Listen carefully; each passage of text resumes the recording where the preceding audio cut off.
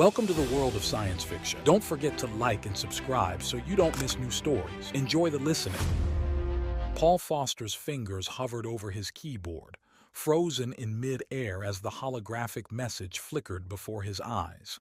The alien script morphed into English, its contents burning into his retinas. Zorak is dead. You are his heir. Come to Proxima B immediately. Paul blinked, his mind reeling. Zorak, his extraterrestrial pen pal of 5 years, dead? And he, a simple Boston programmer, was the heir? It had to be a joke. But as the days passed and more messages arrived, each authenticated by codes only he and Zorak knew, the reality sank in. This was happening. 2 weeks later, Paul found himself aboard an interstellar transport, hurtling through the void towards Proxima Centauri. The journey passed in a blur of cryo-sleep and brief, bewildering moments of consciousness. As the ship began its descent to Proxima B, Paul pressed his face against the viewport. The alien world loomed before him, a tapestry of deep purples and swirling silver clouds. His heart raced. This was real. This was happening. The ship touched down with a gentle thud. Paul swallowed hard, adjusting his Earth-style suit, a poor fit for the alien atmosphere, but the best he could manage on short notice. The airlock hissed open, and he stepped out onto alien soil for the first time. A small, welcoming party waited for him. 2 figures stood out immediately, their alien beauty taking his breath away. One, tall and lithe with shimmering blue skin, regarded him with piercing silver eyes. The other, shorter with iridescent scales and graceful tendrils framing her face, offered a warm smile that set him at ease. "Welcome, Paul Foster," the taller one said, her voice melodious yet tinged with an otherworldly resonance. "I am Azura, first wife of Zorak." "And I am Lyria," the other added, her tone softer, almost musical. "Second wife of Zorak, and now, along with my sister wife, your inheritance." Paul's jaw dropped. What? Wives? Zorak never mentioned." Azura's eyes flashed. "There is much Zorak did not tell you, it seems. Come, we have much to discuss." They led him to a sleek vehicle that hovered silently above the ground. As they sped towards the city, Paul's mind whirled with questions. The landscape outside was alien yet hauntingly beautiful, all twisting spires and floating gardens. "I don't understand," Paul finally managed. "Why would Zorak leave everything to me? We were friends, sure, but this is insane." Lyria placed a gentle hand on his arm, sending an electric tingle through his body. "Zorak saw something in you, Paul, something special. He believed you could bridge our worlds." "But why me?" Paul insisted. "I'm just a programmer. I don't know anything about your world, your customs. I can't even breathe your air without help." Azura's gaze pierced him. "Perhaps that is precisely why. A fresh perspective, untainted by our complexities." The vehicle slowed, approaching a towering structure that seemed to defy gravity. Crystalline spires twisted upwards, connected by gossamer bridges that sparkled in the alien sunlight. "Welcome to your new home," Lyria said softly. Paul stepped out, craning his neck to take in the full scope of the building. "This is mine?" "Ours," Azura corrected, a hint of challenge in her voice. "Remember, we are part of your inheritance as well." Paul flushed, unsure how to respond. "Look, about that. On Earth, we don't exactly—" "We are aware of Earth customs," Lyria interjected gently. "But you are no longer on Earth, Paul Foster. Here you must learn new ways." They entered the building and Paul gasped. The interior was a marvel of alien architecture and technology. Holographic displays flickered to life as they passed, showing data streams he couldn't begin to comprehend. "This was Zorak's primary residence," Azura explained, "and his main research facility, The work he was doing here, it could change everything. Research? Paul asked. What kind of research? Lyria and Azura exchanged a glance.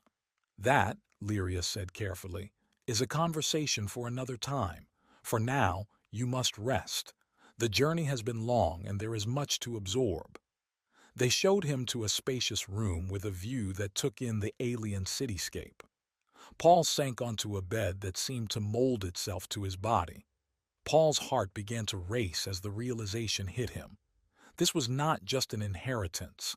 This was integration, becoming part of their world in the most intimate way possible. That night, in the soft glow of alien lamps, Azura and Lyria introduced him to their customs of closeness. Their bodies were like works of art, each curve and line a testament to their grace and beauty. Azura and Lyria embodied the ideal of beauty, but there was something more about them that struck to the core. Paul felt a mixture of awe and excitement standing before them, his heart beating in time with their breath. He knew this moment would change him forever. Azura was the first to approach. Her movements were graceful and confident like a predator. Her skin glowed under the soft light of the lamps, creating the illusion that she was surrounded by a faint, luminous halo. She was tall and slender. Each step she took was filled with strength and certainty. Azura touched his arm, her fingers cool and assured. A wave of excitement surged through Paul's body at her touch. Her touch was both commanding and tender, as if she knew his every thought and desire. Lyria, on the other hand, was the epitome of delicacy and gentleness. Her hair was like a cascade of silver, shimmering under the light flowing down her back. Her eyes were violet, deeply penetrating, with something hypnotic and captivating about them. She moved closer, her movements fluid and elegant like a dancer. Her touch was soft and teasing. She seemed to envelop him in her warmth and tenderness. Together, Azura and Lyria guided Paul through a ritual that was both overwhelming and exhilarating. Their connection was immediate, electric. They welcomed him into their world, their traditions, and their bed with an openness that left him breathless. Azura leaned in, her lips just an inch from his ear, and whispered something in her language. Her voice was melodic and hypnotic, making Paul want to submit to her will. She ran her hands down his shoulders to his chest, her touch firm and assured. Paul felt his body responding to her commands. His breathing quickened. Lyria stood beside him, her eyes fixed on him. She slowly ran her fingers down his back, her touch soft, almost tickling. Paul felt his skin react to her touch, covered in goosebumps. Her touches were like a gentle breeze, awakening feelings and emotions he couldn't control. Azura and Lyria moved in sync, their bodies merging into one harmonious dance. Paul felt them guiding him, their movements coordinated and confident. Azura held his hand firmly, her eyes full of determination. She led him, her touches full of strength and certainty. Lyria, on the other hand, was gentle and caring, her touches light and soothing. Paul felt his body and mind begin to merge with their world. He sensed the warmth of their bodies, their breath, their emotions. Their touches were like electric shocks, awakening new feelings and desires within him. He felt part of something great and significant. In this intimate setting under the light of alien lamps, Paul felt his bond with Azura and Lyria growing deeper and stronger. Their bodies were the embodiment of ideal beauty and harmony, their movements coordinated and confident, their voices melodic and hypnotic. They were his guides into a new world, their touches and exclamations awakening feelings within him he never knew he had. This night was filled with passion and intimacy, each of their touches, each sigh and exclamation leaving a deep imprint on his heart and soul. Paul felt himself becoming part of their world, their culture, their traditions. Azura and Lyria welcomed him with such openness and warmth that he felt desired, and needed. He was ready to embrace their world, their traditions, and their love. This night marked the beginning of a new chapter in his life, one he would remember forever. Paul felt that he was now more than just an heir. He had become part of their world, their culture, and their hearts. The next few days passed in a whirlwind of new experiences. Paul struggled to adapt to the alien gravity, the strange food, the complex social customs that seemed to govern every interaction. Azura and Lyria were patient teachers, but he could sense their frustration at times. No, no, Azura sighed one evening as Paul fumbled with a piece of alien technology. You must feel the energy flow, not just manipulate it blindly. Paul gritted his teeth. I'm trying, but none of this makes sense to me. On Earth, we don't have whatever this is. Perhaps that is your problem, Lyria suggested gently. You are still thinking like an Earthling. You must open your mind to new possibilities. As the days wore on, Paul began to notice odd occurrences, whispered conversations that stopped when he entered a room, strange signals on the communication devices he was learning to use, and always, always, the sense that he was being watched. One night, unable to sleep, Paul wandered the halls of his new home. He found himself in Zorak's study, a room he hadn't yet explored fully. As he ran his hand along the alien desk, something clicked, and a hidden compartment sprang open. Inside was a data crystal, unlike any he'd seen before. With trembling hands, he inserted it into the nearest console. Zorak's face appeared, grave and urgent. Paul, if you're seeing this, then I am dead and the situation is dire. The inheritance I've left you is more than just wealth and property. It's a responsibility, a mission. There are forces at work that threaten both our worlds, and you are the key to stopping them. The message cut off abruptly as alarms began to blare throughout the building. Paul spun around to find Azura and Lyria in the doorway, their faces masks of concern. They're here, Azura hissed. Kronos' agents. We must go now. As they raced through the halls, the sound of breaking glass and shouted orders echoed behind them. Paul's heart pounded. Who was Kronos? What did they want? And most importantly, what had Zorak gotten him into? As they reached a hidden exit, Paul knew one thing for certain. His life would never be the same again. The alien landscape of Proxima B stretched before Paul, Azura, and Lyria as their hover vehicle skimmed over the purple plains. Paul's eyes darted from the swirling silver clouds above to the crystalline formations jutting from the ground, still struggling to believe this wasn't some elaborate dream. Where exactly are we going? Paul asked, breaking the tense silence that had fallen since their narrow escape from Kronos' agents. Azura's silver eyes locked onto him. To the sacred caves of Luminara. If Zorak left any clues about his research and why Kronos is after it, we'll find them there. Lyria leaned forward, her iridescent scales shimmering. The caves are special, Paul. They're said to amplify latent abilities in some species, including humans. Paul's brow furrowed. What kind of abilities? That, Azura said with a hint of a smile, remains to be seen. As they approached the mountains, Paul noticed strange symbols carved into the rock face. They seemed to pulse with an inner light, growing brighter as they drew near. We go on foot from here, Lyria announced, bringing the vehicle to a stop. They trekked through winding passages, the air growing thicker with an odd, sweet-smelling mist. Paul's head swam, his senses heightened to an almost painful degree. We're here, Azura whispered, her voice echoing in the cavernous space they'd entered. The cave was a marvel of natural beauty, crystals of every color refracting light in dazzling patterns. At its center stood a raised dais, surrounded by more of the pulsing symbols. "What now?" Paul asked, his voice sounding strange to his own ears.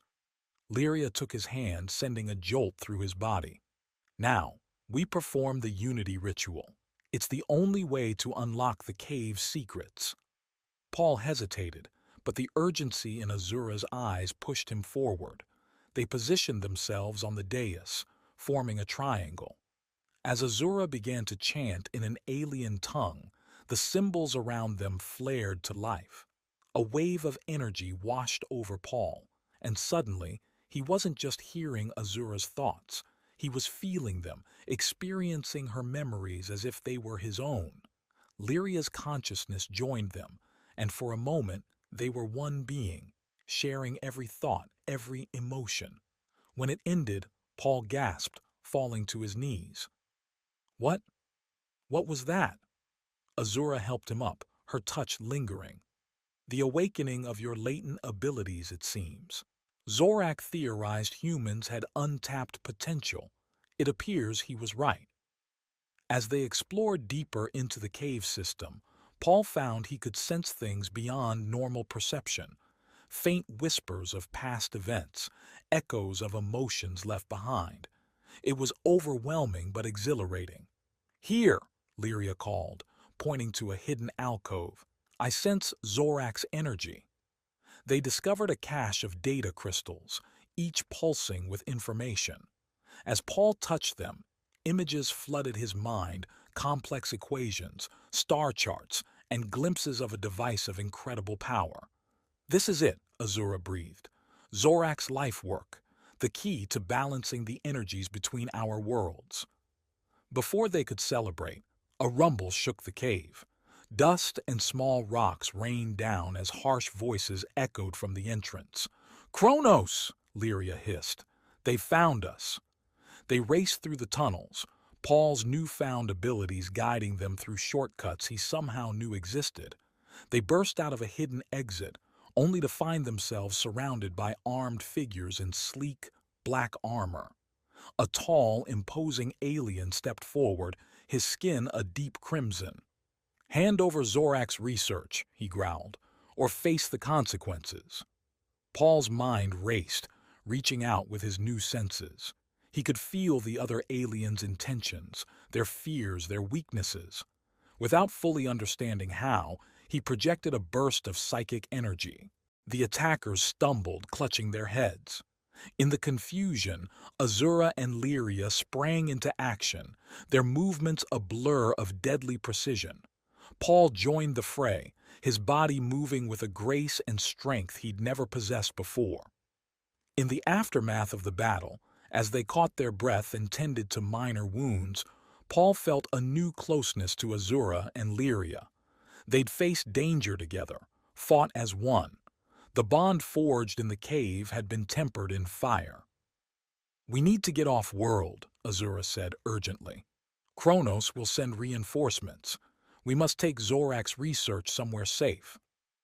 They made their way to a hidden hangar where a sleek, alien vessel waited. As they boarded, Paul marveled at the ship's organic design, so different from the clunky Earth vessels he was used to. "Zorak's personal ship," Lyria explained as they strapped in. "State-of-the-art and virtually undetectable." As they broke atmosphere, Paul's newfound abilities surged. He could sense the ship as if it were an extension of his own body. Without thinking, he placed his hands on the control panel, and the ship responded, accelerating faster than should have been possible.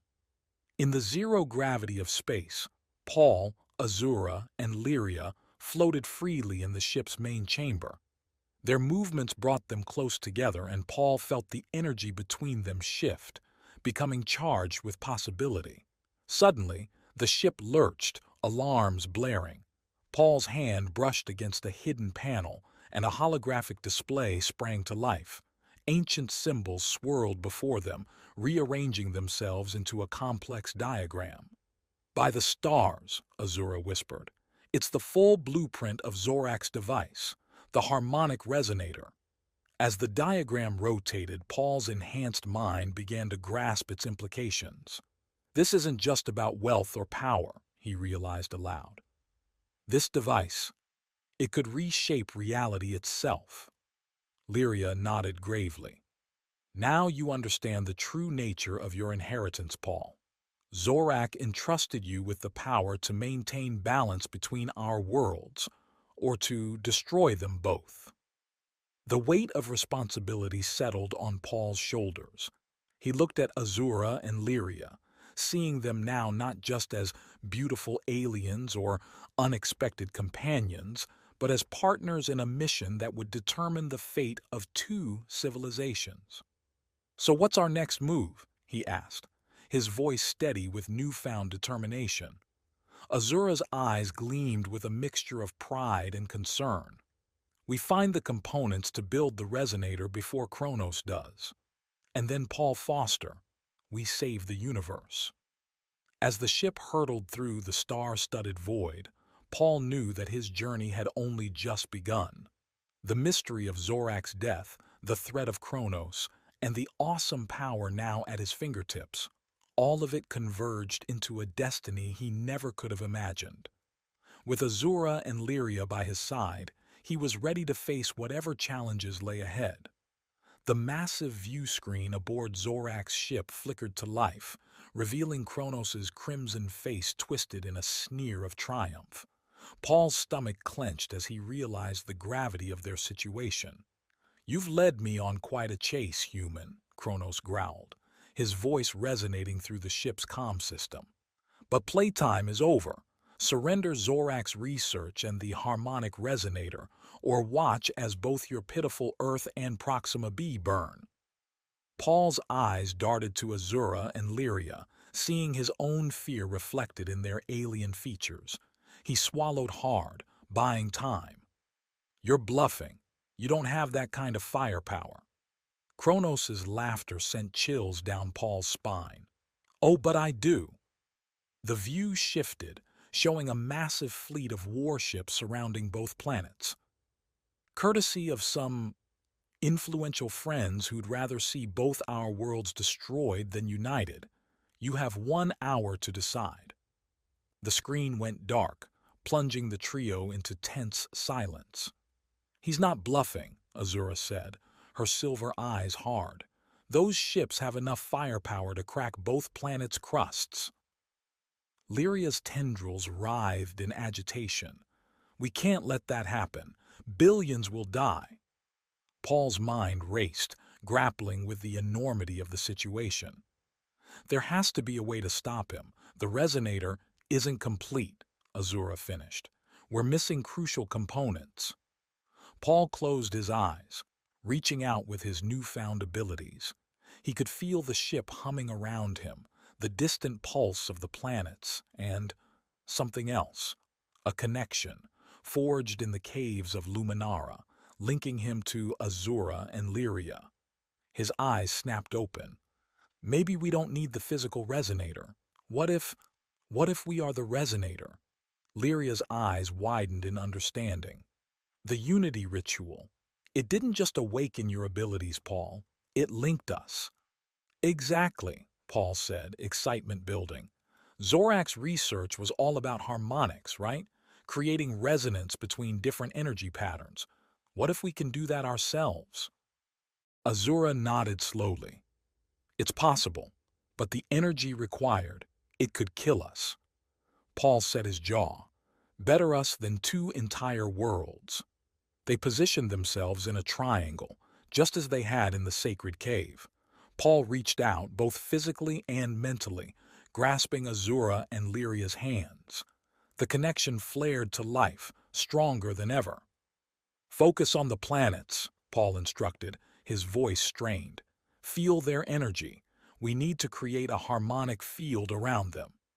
As they concentrated, Paul felt power building within him, unlike anything he'd experienced before.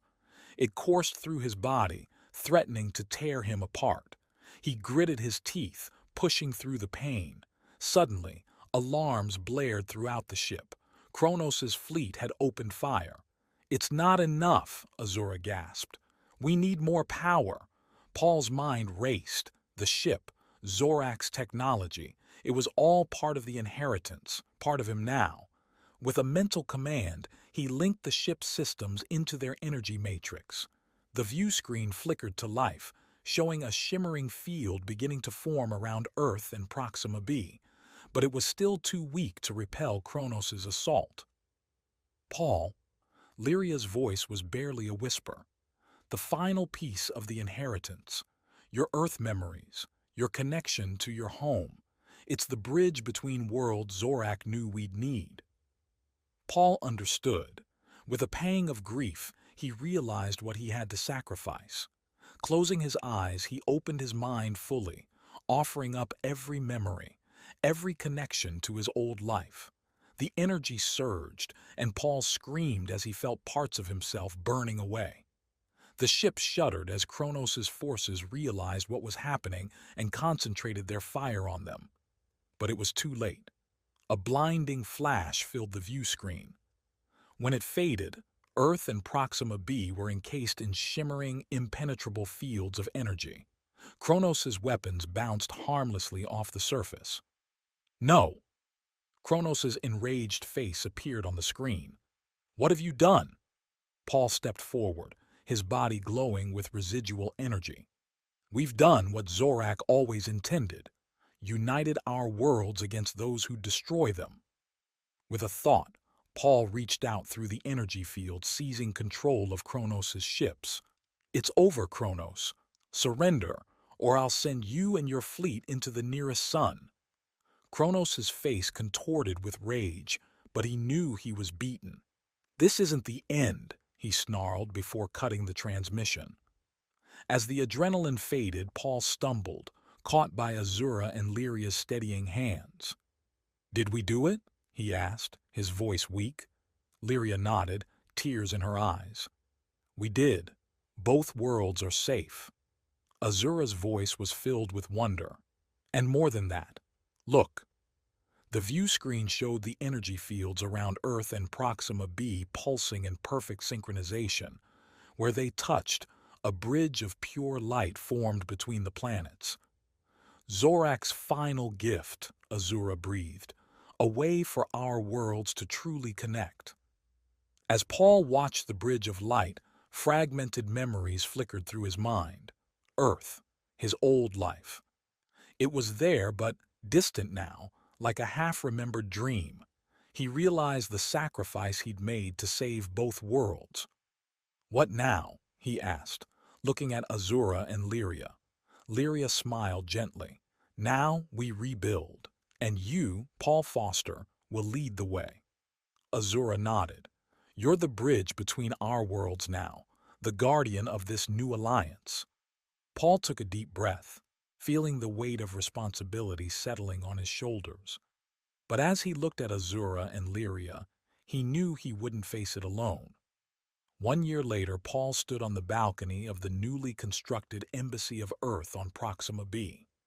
The alien sun cast a purple glow over the landscape, so familiar now, yet still capable of taking his breath away. Behind him, he heard the soft footsteps of Azura and Lyria approaching. Their presence filled him with warmth, the bond between them stronger than ever. The first transport from Earth will be arriving soon, Lyria said, her voice tinged with excitement. Paul nodded, a mix of emotion swirling within him. Hard to believe it's been a year since we activated the bridge. Azura placed a hand on his shoulder. You've done remarkably well, adapting to your new role.